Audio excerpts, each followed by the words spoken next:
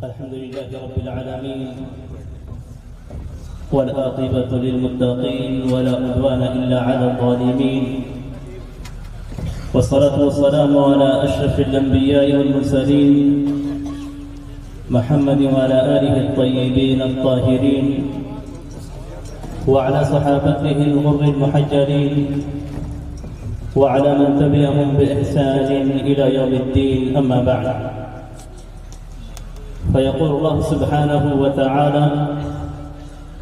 يا أيها الذين آمنوا أطيعوا الله وأطيعوا الرسول وأولي الأمر منكم فإن تنازعتم في شيء فردوه إلى الله والرسول إن كنتم تؤمنون بالله واليوم الآخر ذلك خير وأحسن تأويلا. محترم صدر مجلس، معزز علماء کرام، الجامعۃ السلفیہ مفتاح العلوم کے منتظمین و ذمہ داران، اساتذہ اور طلبہ اور دینی بھائیوں، جیسا کہ آپ نے سماعت فرمایا کہ میرا عنوان اور موضوع تین اہم چیزوں سے متعلق ہیں، جس میں سے پہلی چیز تقلید ہے اور دوسری اتباع ہے اور تیسری اجتہاد ہے. یہ تین چیزیں ایسی ہیں جن میں سے ایک کے تعلق سے مذمت وارد ہوئی ہے، دوسرے کی تعریف کی گئی ہے اور تیسرے کو اس امت کے علماء طبقے سے طلب کیا گیا ہے. یہ تین چیزیں مسلمانوں کی زندگی میں بڑی اہم ہیں،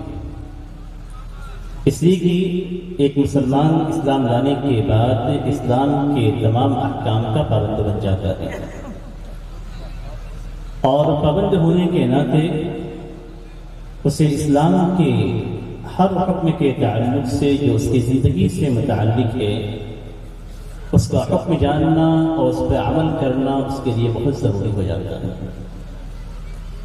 کوئی بھی چیز چاہے وہ آپ کی زندگی سے بھی تعلق کیوں نہ رکھتی ہو، اگر آپ اسے کرنا چاہتے ہیں تو اس سے پہلے شریعت اسلامیہ کے اندر اس کا کیا حکم ہے اس کا جاننا آپ کے لیے نہایت ضروری ہے. اور مسلمانوں کی یہی خاصیت ہے کہ چاہے ان کی عبادات ہوں یا ان کے معاملات ہوں، ساری چیزیں کتاب و سنت سے ثابت ہونی ضروری ہے، یا کم از کم معاملات کے اندر کتاب و سنت کی مخالفت نہیں پائی جانی چاہیے. عبادات کے اندر تو یہ قاعدہ رکھا گیا ہے کہ عبادتیں کتاب و سنت سے ثابت ہونی چاہیے، اسی لیے قاعدہ ہے کہ العبادات توقیفیہ. لیکن معاملات کے اندر آپ کو اجازت دی گئی ہے، ہاں وہ چیزیں جو آپ کو نقصان پہنچاتی ہیں اور جن سے دور رہنے میں آپ کے لیے عافیت اور مصلحت ہے، اللہ تبارک و تعالیٰ نے کتاب و سنت کے اندر ان چیزوں کو بیان کر دیا ہے. پہلی چیز جو تقلید سے متعلق ہے، اور تقلید اور اتباع یہ دو الفاظ ایسے ہیں جو عربی زبان کے اندر ایک دوسرے کے معنی میں استعمال کیے جاتے ہیں، اسی لیے اکثر طالب علم تک کو یہ شبہ ہو جاتا ہے کہ بہت سارے علماء سلف نے تقلید کو جائز قرار دیا. علماء سلف نے تقلید کو جائز نہیں قرار دیا ہے، بلکہ تقلید کی وہ قسم جو حقیقت میں اتباع ہے اس سے علماء کرام نے جائز قرار دیا. آپ دیکھیں گے معاصر علماء کرام میں سے علامہ ابن تیمیہ رحمہ اللہ، اسی طریقے سے دیگر علماء کرام جنہوں نے اصول فقہ سے متعلق کچھ باتیں طلبہ کے سامنے رکھی ہیں، انہوں نے یہ کہا ہے کہ مجتہد کے علاوہ جتنے بھی افراد ہیں ان تمام کے اوپر تقلید واجب ہے. جو تقلید واجب قرار دی جاتی ہے وہ تقلید حقیقت میں تقلید نہیں ہے بلکہ اتباع ہے۔ اس لیے کہ تقلید کا لفظ لغت کے اندر اتباع کے معنی میں بھی استعمال کیا جاتا ہے، اور اتباع کا لفظ لغت کے اعتبار سے تقلید کے معنی میں بھی استعمال کیا جاتا ہے۔ قرآن کریم کے اندر آپ جب آیات کا مطالعہ کریں گے تو آپ کو اس بات کا اندازہ ہو جائے گا کہ جو غیر مسلم یا اس وقت کے کفار تھے وہ یہ کہتے تھے کہ ہم اپنے آباء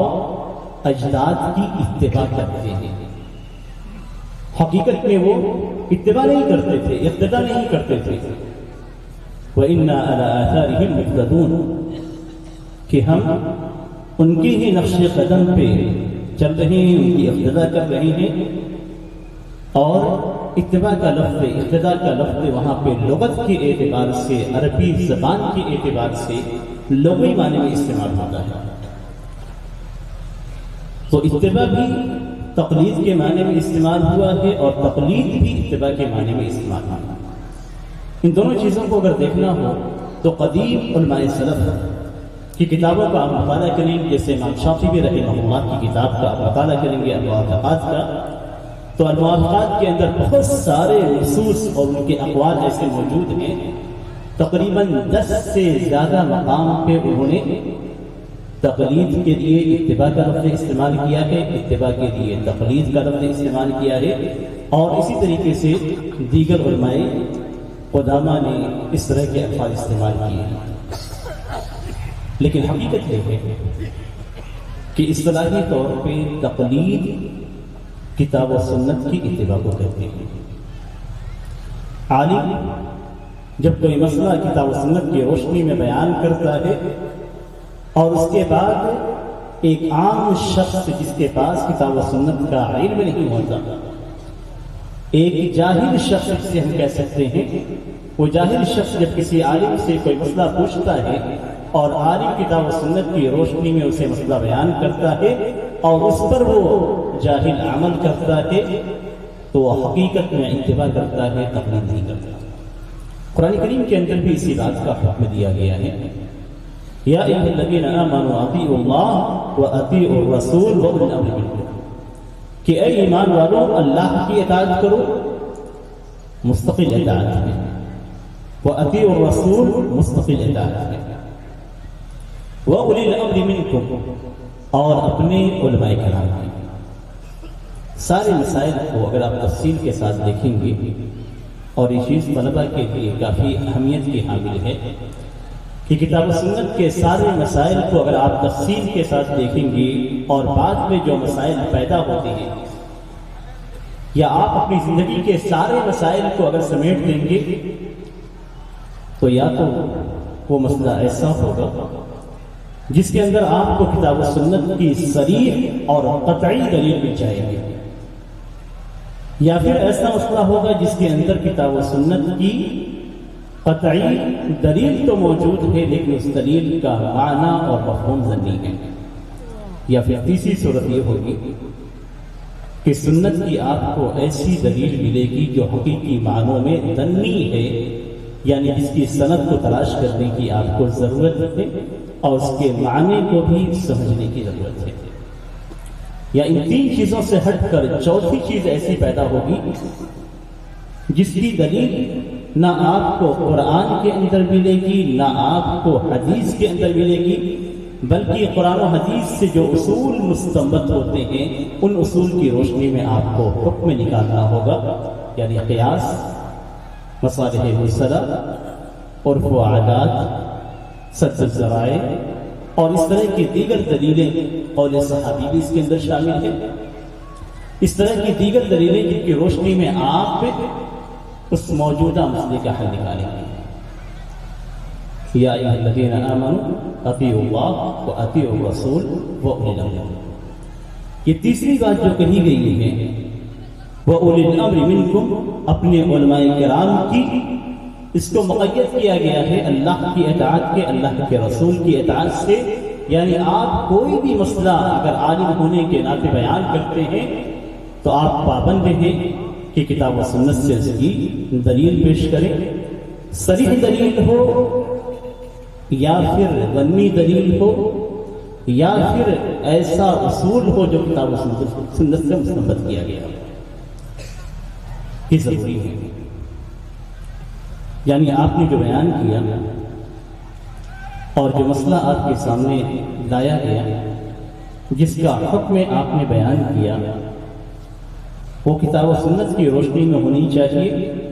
اس کو کتاب و سنت کی روشنی میں بیان کرنا چاہیے، اور پوچھنے والا جو شخص ہے وہ تقلید سے نکل کر، تقلید کسے کہتے ہیں؟ تقلید آپ نے دیکھا ہوگا آپ کے علاقے میں بہت سارے چوپائے ہوں گے، گائے بکریاں ہوں گی جن کے گلے کے اندر پٹا باندھا جاتا ہے، گلے کے اندر رسی باندھی جاتی ہے۔ یہی حقیقت میں رسی باندھنے کا جو عمل ہے، اسی کو تقلید سے تعبیر کیا جاتا ہے۔ یعنی گویا آپ نے اپنی نقیل کسی اور کے ہاتھ میں تھما دی، جدھر چاہے وہ آپ کو لے جائے، جیسے چاہے آپ کو وہ چلائے۔ یہی حقیقت میں تقلید ہے، اور تقلید کی تعریف آپ اصولی کتابوں کے اندر اصطلاحی طور پہ جب آپ دیکھیں گے تو ساری تعریف کا نچوڑ یہ ہے کہ قبول قول الغیر من غیر معرفت دلیل، کسی دوسرے کی بات کو، اور وہاں پہ شرح میں خاص طور پہ آپ میں یہ کہوں گا کہ آپ حنفی اصولی کتابوں کی طرف رجوع کریں، تاکہ ہمارا جو ماحول حنفی ہے، ہمارے آس پاس جو حنفی افراد رہتے ہیں، ان کے لیے حجت بن جائے۔ آپ حنفی اصولوں کی کتاب پہ کی جانب رجوع کریں گے تو آپ کو وہاں پہ ملے گا کہ جس کا قول فی نفسہ حجت نہیں ہے، یعنی اطیعوا اللہ و اطیعوا الرسول، اللہ کی اطاعت، اللہ کے رسول کی اطاعت، اللہ کی بات فی نفسہ حجت ہے، اللہ کے رسول صلی اللہ علیہ وسلم کا کلام فی نفسہ حجت ہے، اس میں کسی اور دلیل کو تلاش کرنے کی ضرورت نہیں ہے۔ ہم مسلمان ہیں، مسلمان ہونے کے ناطے ہم نے جب لا الہ الا اللہ کہا تو ہم نے اللہ کے کلام کو، اللہ کی باتوں کو تسلیم کر لیا، اللہ کی بات کو ہم نے دلیل بنا لیا، اور جب ہم نے محمد رسول اللہ کہا تو ہم نے اللہ کے رسول صلی اللہ علیہ وسلم کی بات کو تسلیم کر لیا۔ یہ دو باتیں ہم نے جب تسلیم کر لی، اب اس کے علاوہ جتنے بھی افراد ہیں، ان سارے افراد کی باتیں اگر قرآن اور سنت کی روشنی میں نہیں ہیں تو ایسی صورت میں وہ اتباع نہیں، تقلید ہے، وہ حجت نہیں ہے، بلکہ اس کے حجت ہونے کے لیے اللہ اور اس کے رسول کی کلام کی طرف رجوع کرنا ہوگا۔ اس لیے کہ اللہ تعالیٰ فرماتا ہے فَإِن تَنَازَعْتُمْ فِي شَيْءٍ فَرُدُّوهُ إِلَى اللَّهِ وَالرَّسُولِ۔ یہاں پہ ایک اور دلیل بیچ میں آپ کو مل جاتی ہے، اور وہ یہ کہ اگر تنازع پیدا نہ ہو، اگر مسلمانوں میں آپس میں اختلاف پیدا نہ ہو، کسی مسئلے کے تعلق سے علماء کے درمیان اختلاف پایا ہی نہیں جاتا ہے، تو یہاں پہ خود بخود ایک دلیل بن جاتی ہے، اور وہ دلیل اجماع کی ہے۔ لیکن اگر اختلاف پیدا ہوتا ہے فَإِن تَنَازَعْتُمْ فِي شَيْءٍ فَرُدُّوهُ إِلَى اللَّهِ وَالرَّسُولِ، اختلاف پیدا ہو گیا، ایک اس کو واجب قرار دیتا ہے، دوسرا اس کو سنت قرار دیتا ہے،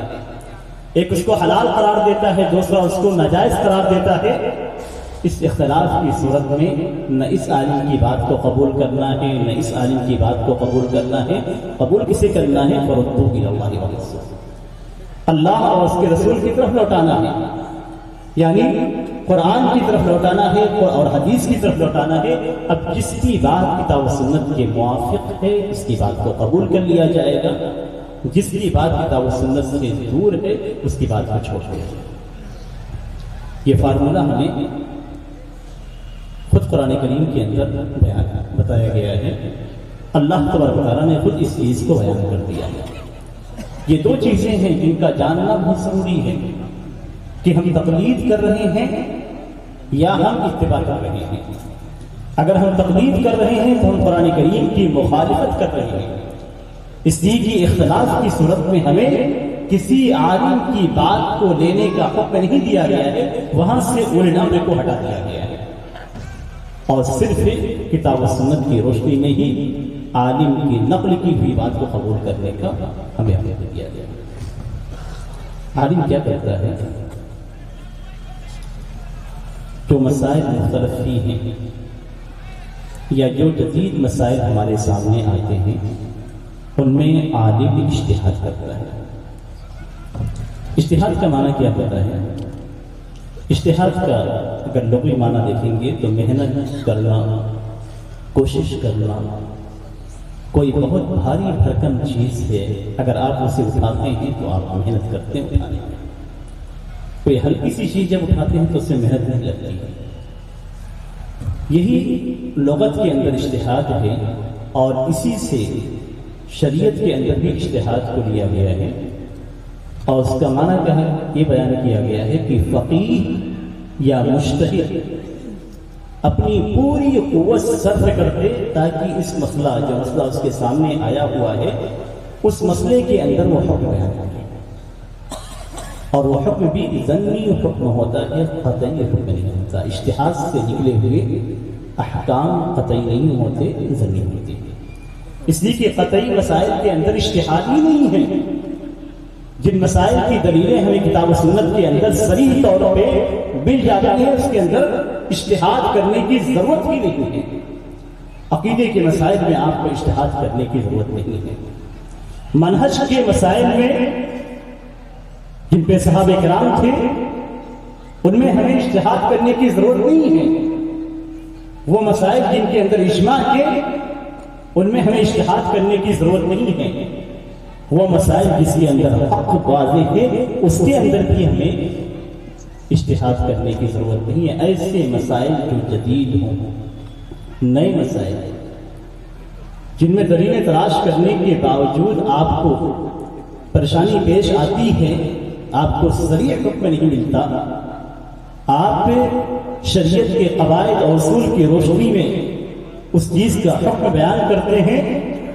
یہ مسائل ایسے ہیں جو مجتہد کی مسائل ہیں جن کے اندر اجتہاد کیا جائے۔ اجتہاد کی بات آتی ہے تو بڑے افسوس کے ساتھ کہنا پڑتا ہے کہ ہندوستان میں ایسے مجتہدین کی تعداد بہت زیادہ ہے جن کے اندر اجتہاد کی صلاحیت نہیں پائی جاتی۔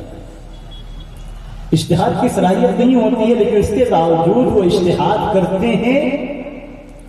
اپنے احکام کو لوگوں کے سامنے بیان کرتے ہیں اور امت میں اختلاف کا سبب بنتے ہیں۔ آپ کو معلوم ہونا چاہیے، خاص طور پہ میں مخاطب ہوں اپنے طلباء سے، اور میرے مخاطبین ہندوستان کے مختلف مدارس سے فارغین بھی ہیں جو اجتہاد کے مرحلے تک نہیں پہنچ سکے اور بڑے دھڑلے کے ساتھ واٹس ایپ پہ، دیگر مقامات پہ، سوشل میڈیا پہ مختلف مسائل کے اندر حکم بیان کرتے ہیں اور بڑی تیزی سے فیصلہ کرتے ہیں۔ آپ دیکھیں گے تو اجتہاد کا باب جب اصول فقہ کے اندر ذکر کیا جاتا ہے تو وہاں پہ مجتہد کون ہوگا، مجتہد کی صلاحیت کیا ہے اور کس کے اوپر تقلید یعنی اتباع ہے۔ ایک اور وضاحت کرتا چلوں، یہ وضاحت کافی اہم ہے، اور وہی کہ کسی سے سوال پوچھنا اور پھر اس کا جواب لے کر قرآن سنت کی روشنی پہ عمل کرنا، یہ اتباع ہی اس کو واضح کیا گیا تھا۔ ایک جاہل شخص کے لیے بھی یہی کام ہے، ایک طالب علم کا کام بھی یہی ہے، ایک فارغ مدرسے کا بھی کام یہی ہے۔ صرف وہ شخص جو اجتہاد کے مرتبے تک پہنچ چکا ہے اس کے لیے اجتہاد کرنا جائز ہے۔ علماء نے 3 کیٹیگریاں بنائی ہیں: عامی، جاہل آدمی جس نے علوم شرعیہ کو سیکھا نہیں ہے، دوسرا وہ شخص جو طالب علم ہے اور طالب علم کے اندر صرف وہ طالب علم نہیں ہے جو مدرسے کے اندر پڑھ رہا ہے، بلکہ طالب علم سے مراد ہر وہ طالب علم، ہر وہ علم رکھنے والا شخص جو اجتہاد کے مرحلے تک نہیں پہنچا۔ اس کے بعد تیسرا اور سب سے اعلیٰ مرتبہ ہے مجتہد کا. یہ مجتہد کا جو مرتبہ ہے اس مجتہد کے لیے جائز نہیں ہے کہ وہ کسی دوسرے مجتہد کی بات پہ عمل کرے. اس کے لیے اپنا اجتہاد کرنا ضروری ہے. خود اجتہاد کرے گا، خود مسئلے کا حل تلاش کرے گا اور خود اس پر عمل کرے گا، یا کسی کو اس مسئلے کے تعلق سے بتائے گا. بالکل واضح ہو گیا کہ جتنے بھی جدید مسائل ہیں اور جتنے بھی ایسے مسائل ہیں جن کے اندر اجتہاد کیا جائے گا یا مستقبل میں کرنا ہوگا، ان تمام مسائل کے اندر صرف اور صرف مجتہدین کی طرف جانا ہوگا، دوسرے کسی عالم سے آپ نہیں پوچھ سکتے. ہمارے ہاں عالم کا لفظ ہے، شیخ کا لفظ ہے اور اس طرح کے القاب بڑے آسانی سے لوگوں کے سامنے، لوگوں کی زبان پہ رہتے ہیں. حالانکہ عالم سے مراد علمی کتب کے اندر، عالم سے مراد سلف کے یہاں وہ شخص ہے جو اجتہاد کے مرتبے تک پہنچ چکا ہے، جو مجتہد ہے. مجتہد فقیہ ہے، مفتی ہے، قاضی ہے. ہر قاضی مجتہد ہے، ہر مفتی مجتہد ہے اور ہر فقیہ مجتہد ہے. آج آپ پوچھیں گے جو لوگ فتویٰ دیتے ہیں ہمارے علماء کرام میں سے کہ اجتہاد کے شروط کیا ہیں، تو ایسی صورت میں ان کو یہی نہیں معلوم ہوگا کہ اجتہاد کے شروط کیا ہیں. تعجب کی بات تو یہ ہے کہ آج کے زمانے کے مجتہدین جو ہمارے علماء ہیں، یا آپ کہیں گی حقیقی معنوں میں وہ طالب علم ہیں، آج کے مجتہدین ایسے مسائل کے اندر بھی اختلاف کرتے ہیں جس کے اندر اجماع ہوتا ہے. انہیں یہ بھی نہیں معلوم کہ اجتہاد سے پہلے ہمیں اجماع اور اختلاف کے تعلق سے بھی علم ہونا چاہیے. عربی زبان سے معرفت نہیں ہوتی، عربی زبان کے دو پیش کو نہیں جانتے، اس کی اونچ نیچ کو نہیں جانتے، الفاظ کے معانی کو اور مختلف تعبیرات کو، عربی اسلوب کو نہیں جانتے، اور اس کے باوجود فتویٰ صادر کرنا شروع کر دیتے ہیں. یہ تین حصے جو بیان کیے گئے ہیں، پہلے عامی جاہل، دوسرے طالب علم، انہی دونوں کے تعلق سے کہا گیا ہے فَفَرْضُهُ التَّقْلِيدِ، کہ ان کے اوپر واجب ہے کہ یہ دوسرے سے پوچھیں. ان کا مطلب، اس کا تقلید کا مطلب یہ نہیں ہے کہ آپ مطلقاً کسی کی بات کو قبول کر کے اس پہ عمل کرنا شروع کر دیں. نہیں، تقلید کی جو بات کہی گئی ہے قرآن کریم کے اندر، اس کے لیے جو الفاظ استعمال کیے گئے ہیں فَاسْأَلُوا أَهْلَ الذِّكْرِ إِن كُنتُمْ لَا تَعْلَمُونَ. آپ یا تو اہل ذکر مجتہدین میں سے ہوں گے تو آپ کو پوچھنا نہیں ہے. اگر آپ مجتہدین میں سے نہیں ہیں، اہل ذکر میں سے نہیں ہیں، فَاسْأَلُوا أَهْلَ الذِّكْرِ إِن كُنتُمْ لَا تَعْلَمُونَ، اگر تمہیں علم نہیں ہے تو تم اہل علم سے پوچھو. اہل علم کون ہے؟ وَلَوْ رَدُّوهُ إِلَى اللَّهِ وَلَرُدُّوهُ إِلَى الرَّسُولِ وَإِلَى أُولِي الْأَمْرِ مِنْهُمْ لَعَلِمَهُ الَّذِينَ يَسْتَنبِطُونَهُ مِنْهُمْ، جن کے اندر استنباط کی صلاحیت ہے، کتاب و سنت سے مسائل کو اخذ کرنے کی صلاحیت ہو، جن کے اندر جدید مسائل میں کا حکم کتاب و سنت سے لینے کی، استخراج کی صلاحیت ہے. جس کے پاس یہ صلاحیت ہے، مجتہد ہے، آپ ان سے مسئلہ پوچھیں، ان سے آپ سوال کیجیے، اور جب وہ جواب دیں کتاب و سنت کی روشنی میں یا اصول شریعت کی روشنی میں، تو اس کے بعد آپ کو اس پہ عمل کرنا ہے. یہ تین چیزیں ایک ہی ساتھ ہیں، لیکن آج ہم نے ساری چیزوں کو مکس کر دیا. ہمارے مسلمانوں کا ایک طبقہ ایسا ہے جو بالکل اندھی تقلید میں پڑا ہوا ہے. دوسری طرف ہم دیکھتے ہیں کہ ہم سلفیان ہند کے اندر بھی بہت سارے ایسے افراد موجود ہیں، عوام بھی اور طلبہ علم بھی، جو صرف ایک عالم یا چند عالموں پہ بھروسہ کرتے ہیں اور انہی سے سوال پوچھتے ہیں، انہی کے جواب سے مطمئن ہوتے ہیں، دوسرے کے جواب کو نہیں لیتے، چاہے دلیلیں کتنی ہی اچھی اور شخصی ملا ہو. یہ تقلید نہیں تو کیا ہے؟ یہ تقلید ہے تقلید بلکہ تقلید شخصی جو سب سے زیادہ مضمون ہے، جس کی سفیان ہند سختی کے ساتھ مخالفت کرتے ہیں، اور اپنے ہی ملک کے اندر رہنے والے دیگر وہ طبقے جو امام شافعی، امام ابو حنیفہ اور دیگر لوگوں کی اتباع کرتے ہیں یا دوسرے الفاظ میں تقلید کرتے ہیں، ان پر سختی سے رد کرتے ہیں۔ تعجب کی بات ہے کہ ہم بھی اسی طرف جا رہے ہیں، ہمارا بھی رویہ یہی ہو رہا ہے۔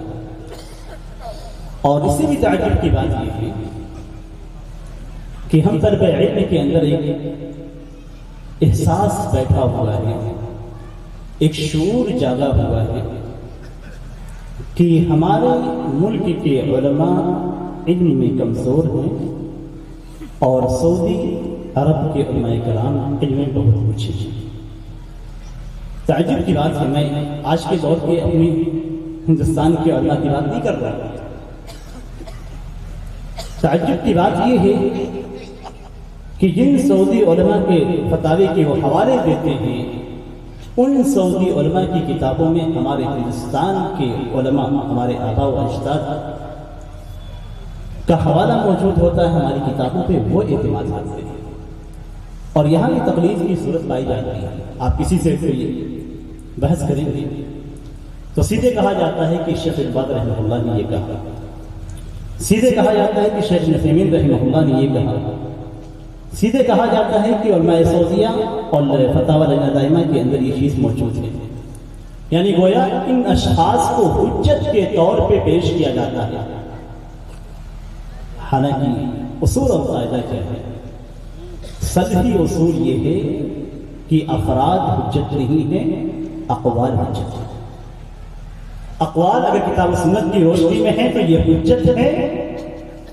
اگر افراد ہیں تو افراد کو چھوڑا جائے گا، جیسا کہ امام مالک رحمہ اللہ نے کہا کہ یؤخذ من قوله ویرد،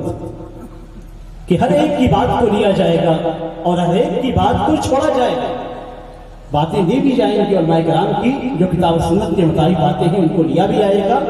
اور جو کتاب و سنت کے مخالف باتیں ہیں ان کو چھوڑ دیا جائے گا۔ دونوں چیزوں کو کیا جائے گا۔ جہاں پہ کتاب و سنت کی بات سے الگ بات نظر آتی ہے ہم چھوڑ دیں گے۔ ہمارا اصول یہی ہونا چاہیے، اتباع کا تقاضا یہی ہے کہ جہاں پہ کسی بھی عالم کی کوئی بات کتاب و سنت سے ہٹتی ہوئی نظر آ رہی ہے، اس شخص کا احترام اپنے دل میں رکھیں، اس عالم کی عظمت کو اپنے دل میں جگائے رکھیں، لیکن اس کی بات کو چھوڑیں، اور جو شخص سے دوسرا شخص جس کی بات کتاب و سنت کے مطابق ہے اس کی بات دے دی جائے۔ کہنے کا مقصد یہ ہے کہ ہمیں ان اصولوں کو پڑھنے کی ضرورت ہے۔ خاص طور پہ طلب علم سے میری گزارش ہے کہ وہ تقلید کے موضوع کو تفصیل کے ساتھ پڑھیں، اتباع کی حقیقت کیا ہے اس کو بھی اچھی طریقے سے جانیں، اور اجتہاد کے تعلق سے بھی علم حاصل کریں۔ یہ تین ایسی چیزیں ہیں جن میں آج ہم غلط راستے پہ چل رہے ہیں، اور اسی کا نتیجہ ہے کہ آج کے زمانے میں جہاں طلب علم فتویٰ دیتے ہیں وہیں پہ ان سے بھی نیچے اور غیر گزرے افراد بھی فتویٰ دے رہے ہیں۔ یہ اسٹیج سوال رہے ہیں، اور اسٹیج پہ کھڑے ہو کر بے باکی کے ساتھ جو بھی مسئلہ پوچھا جاتا ہے اس مسئلے کے تعلق سے جواب دیتے ہیں۔ اور ہماری عوام ہے، ان کی خطابات کو، ان کی تقریروں کو، یا دوسرے الفاظ میں کہیں تو ان کی اسپیچ کو بڑے ہی شوق سے سنتی ہے اور ان کی عظمت کو اپنے دلوں میں جگاتی ہے، جبکہ نہ مجتہد ہیں، نہ عالم ہیں، نہ طالب علم ہیں۔